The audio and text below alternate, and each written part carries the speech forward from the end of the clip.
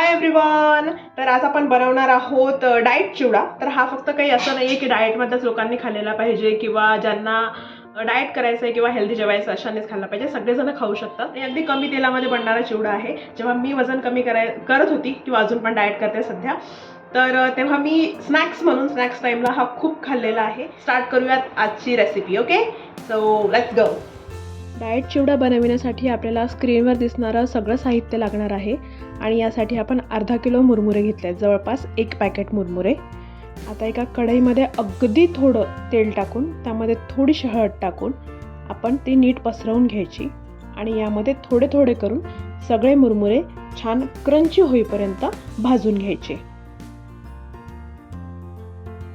अशा प्रकारे ही प्रोसेस परत रिपीट करायची. थोडी थोडी हळद टाकून आणि अगदी कमी तेल वापरून सगळे मुरमुरे नीट भाजून घ्यायचे. आता एका भांड्यामध्ये परत थोडं तेल घेऊन त्यामध्ये आपण लसणाचे काप टाकूयात. जवळपास 4 लसणाचे मोठे गाठे घेतलेले आहेत आपण. आणि लसूण छान क्रंची होईपर्यंत परतवून घ्यायचा आणि हा लसूण मुरमुऱ्यांवर काढून घ्यायचा. आता याच कढईमध्ये आपण कढीपत्ता सुद्धा नीट भाजून घेणार आहोत. अगदी कमी तेल आपण कढीपत्ता भाजण्याला वापरलेला आहे. परत एकदा आपण आता शेंगदाणे छान भाजून घेऊयात. तुम्हाला वाटत असेल तर अगदी अर्ध्यापेक्षाही कमी चमचा तेल टाकून आपण शेंगदाणे यात छान भाजून घेतलेले आहे. आता फोडणीच्या तयारीसाठी आपण 2 चमचे मोहरी, 2 चमचे जिरे थोड्या तेलामध्ये छान खरपूस परतवून घ्यायचे.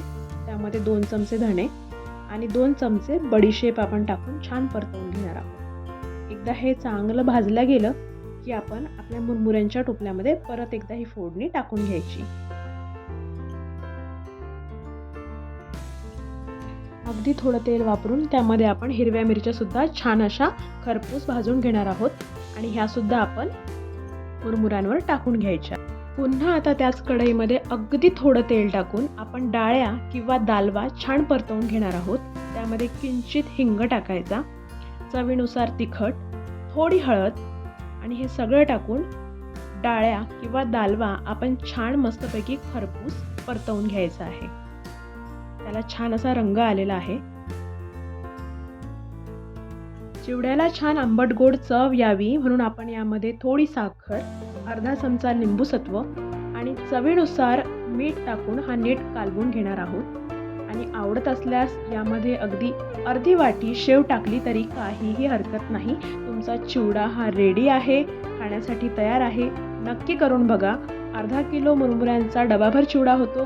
महिनाभर टिकतो, 2 महिने टिकतो, पण त्याआधीच हा संपून जातो. मला कमेंट करून नक्की कळवा तुम्हाला चिवडा कसा वाटला.